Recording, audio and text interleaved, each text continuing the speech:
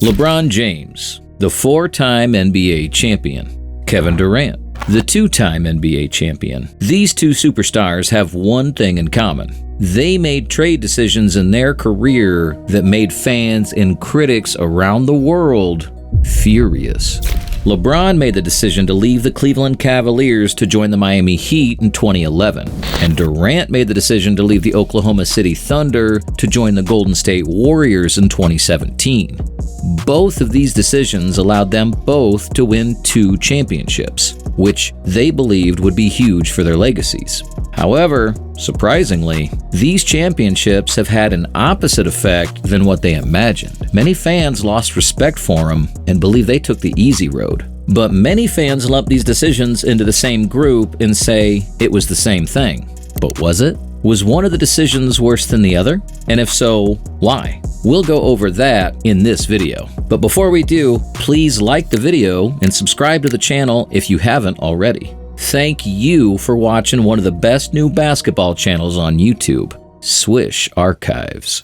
Winning an NBA championship has and always will be one of the greatest achievements in sports. It's an accomplishment that allows your name to be in certain conversations. In the 2000s, the game of basketball really changed. A big part of that was the introduction of social media to the world, which allowed media, fans, and critics to have a much louder voice than what they had in the past. This has added a tremendous amount of pressure on players to want to be better, to win championships and other awards. This pressure is one of the reasons LeBron and Durant made the decisions they did. But I do think their decisions were different, so let's talk about it. When LeBron was drafted in 2003 by the Cavs, it didn't take long for him to become the best player on the team. His first season, he averaged 20.9 points, and in his second season, he averaged 27.2 points. However, in both of those seasons, the Cavs missed the playoffs. It's hard to believe, but LeBron continued to improve his game from there.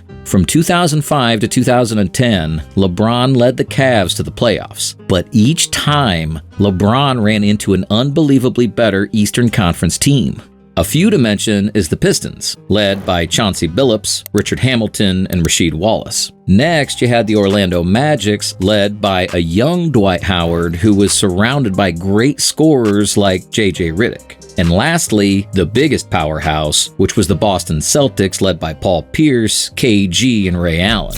During this stretch, LeBron actually managed to get to the finals once in 2007 to play against the Spurs led by Tim Duncan. This would end with the Spurs sweeping the Cavs. Many argued LeBron didn't have to leave the Cavs because he reached the finals in 2007 and he was good enough to lead his team back. But the important thing to remember is the Celtics' Big Three was formed in 2008, and ever since they were formed, LeBron never beat them in a series. Keep in mind, LeBron also had little help during those years. The second highest scorer on his teams usually averaged around 14 points, which would never be enough to beat the Celtics. In the 2008-2009 season, LeBron had more help from Mo Williams and Delonte West, but again, Mo Williams, being the second highest scorer on the team, only averaged 17 points. At age 25, LeBron felt his time was ticking, trying over and over again to beat the Celtics. The Celtics proved to LeBron that a one-man superstar cannot beat 3 superstars on one team. This prompted LeBron to sign in July of 2010 with the Heat, joining Wade and Bosh. This trade made critics furious because at the time LeBron was already getting thrown in the greatest of all time debates. Critics claimed that someone who's considered the greatest of all time shouldn't have to have other superstars on his team to win, claiming that Jordan didn't have other superstars. Jordan did, however, have highly contributing players who also were multiple times All-Stars, Scottie Pippen and Dennis Rodman. Kobe had Shaq and later had Paul Gasol and other great role players. Though many argue Gasol wasn't that big of a factor, he still was a 6-time All-Star and one of the better power forwards at the time. The way LeBron announced the decision also didn't help him. LeBron, what's your decision? In this fall, man, it's very tough.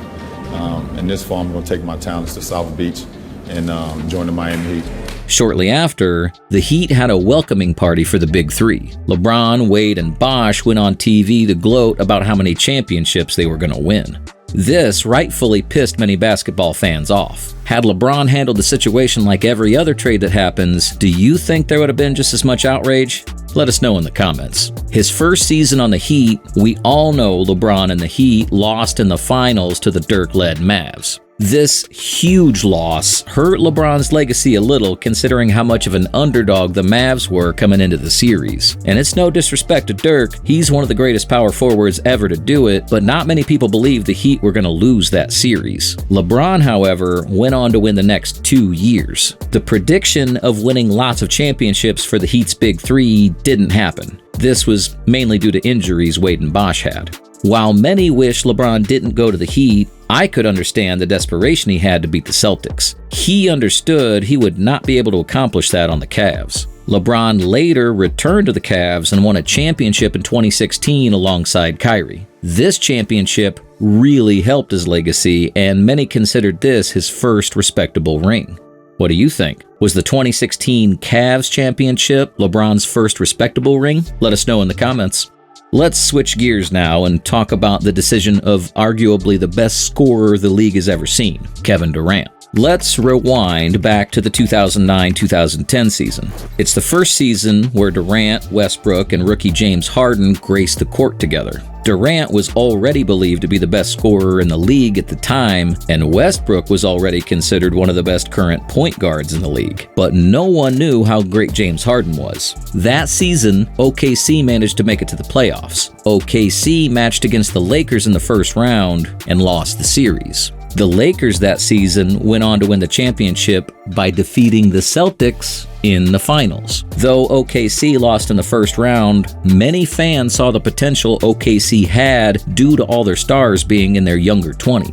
It wasn't until the 2011-2012 season that James Harden started to gain the respect from players and fans alike, being awarded with the 6th Man of the Year award. That season, OKC was so dominant they made it to the playoffs with ease. They also blew through all their opponents in the playoffs. They swept the Mavs in the first round, beat the Lakers 4-1 in the second round, and beat the Spurs 4-2 in the Western Conference Finals. This led them to the finals against the Heat, who were determined to win a championship after their tough loss the previous year against the Dirk-led Mavs. Unfortunately for OKC, they were still too inexperienced compared to the Heat. OKC lost that series 4-1. Following this loss, many fans had extremely high hopes for the team due to OKC constantly improving drastically every year. But then it happened. James Harden left for the Houston Rockets to be their number one option on the floor. Though Harden left, OKC continued to improve. But in the 2013 playoffs, OKC lost in the second round to the Memphis Grizzlies, led by Mike Conley, Rudy Gay, Zach Randolph, and Tony Allen. The next season, in the 2014 playoffs, OKC matched against the Grizzlies again and won in a Game 7 victory. But they later lost in the Western Conference Finals against a determined Spurs team,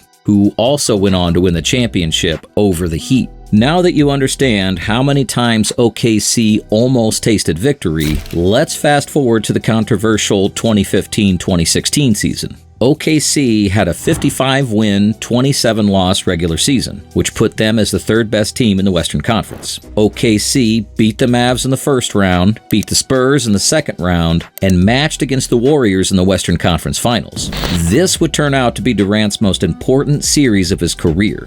OKC won Game 1 at Golden State, with Durant scoring 26 points and 10 rebounds. In Game 2, despite Durant's 29 points, the Warriors blew out OKC by 27 points. OKC went on to win the next 2 games, bringing the series to a comfortable 3-1 lead. It's only happened 13 times in NBA history where an NBA team comes back from a 3-1 deficit and win the series. In Game 5, the Warriors won by 9 points. Game 6 took place at OKC's home, which many saw as the last shot OKC had to win the series. Kevin Durant ended the game with 29 points and Westbrook with 28 points. In the fourth quarter, Durant missed several big shots, which many argue were forced and seemed desperate. OKC also had careless turnovers that allowed Curry and Thompson to capitalize off their mistakes. Curry ended the game with 31 points and Thompson had 41 points. Thompson broke the record at the time of making 11 threes in a playoff game. OKC went on to lose that game, which was demoralizing.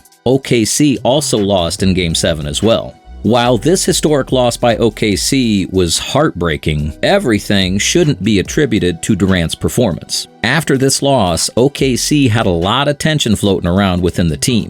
At this point, fans wouldn't be surprised if Durant left the team, and that's exactly what happened. But his decision would shock the world. Kevin Durant chose to join the Golden State Warriors after losing to them in the Western Conference Finals. This decision, while similar to LeBron's situation, yet different, made fans and critics furious.